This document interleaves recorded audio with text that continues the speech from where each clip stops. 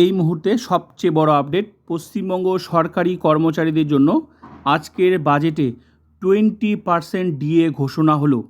আগের 18% আর এখন হচ্ছে 20%। টোটাল ডিএ হলো 38%। অক্টোবর থেকেই এই 20% ডিএ এক্সট্রা পাওয়া যাবে। টোটাল 38% ডিএ হলো। তো অক্টোবর থেকে টোটাল কিন্তু সমস্ত সরকারি কর্মচারীরা 38% ডিএ পাবে অক্টোবর থেকে।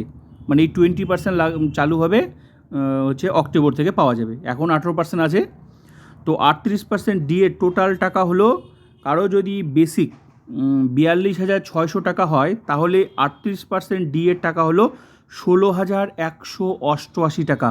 অনেক টাকা বাড়লো।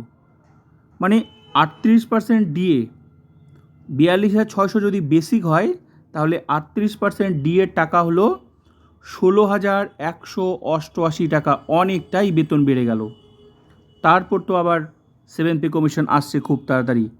তো বিগ ব্রেকিং নিউজ এটাই যে 20% ডিএ ঘোষণা হলো সরকারি কর্মচারীদের জন্য। তো লেটেস্ট আপডেট এটাই। আর এই 20% এক্সট্রা পাওয়া যাবে অক্টোবর থেকে। তখন হচ্ছে টোটাল 38% ডিএ হিসাব হবে। যে টাকাটা কারো যদি 42,600 বেসিক হয় তাহলে কিন্তু 38,000 ডিএর টাকা হচ্ছে 16,188 টাকা। তো ভিডিওটা ভালো লাগে লাইক করুন, সাবস্ক্রাইব অ্যান্ড শেয়ার।